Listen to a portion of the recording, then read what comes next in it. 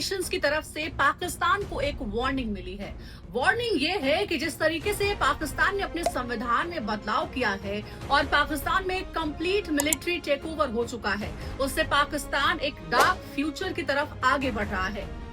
पाकिस्तान ने अपने नए संविधान में बदलाव किया है जिससे पाकिस्तान के आर्मी चीफ आसिम मुनीर को और ज्यादा ताकतवर बनाया जा सके।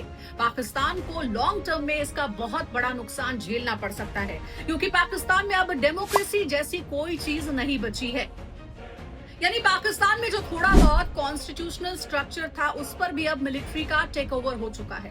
हालांकि ऐसा लगता नहीं है कि पाकिस्तान के लोगों को इससे बहुत ज्यादा फर्क पड़ेगा, क्योंकि पाकिस्तान के लोगों को राजनीति में बहुत ज्यादा दिलचस्पी नहीं है। लेकिन नुकसान कहाँ होगा? नुकसान इस मायने में होगा कि जब कॉन्स्टिट्यूशनल स्ट्रक्चर ही नहीं बचेगा, डेमोक्रेसी ही नहीं बचेगी, तो फिर पाकिस्तान में महंगाई बहुत ज्यादा बढ़ जाएगी और वहां के लोगों को गरीबी का सामना करना पड़ेगा।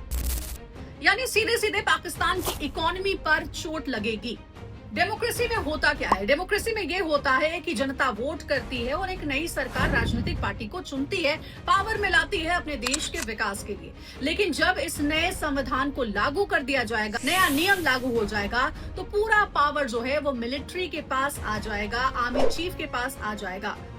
यानी पाकिस्तान में चुनाव या वोटिंग जैसे किसी भी स्ट्रक्चर से बहुत ज्यादा फर्क नहीं पड़ेगा, क्योंकि सारी पावर होगी मिलिट्री के हाथों में।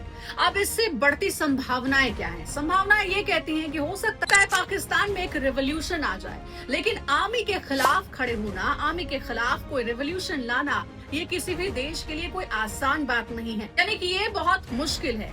इसीलिए लोग ये कह रहे हैं कि पाकिस्तान आने वाले समय में एक प्रेशर कुकर की तरह बन जाएगा, जिसमें कभी भी बड़ा विस्फोट हो सकता है।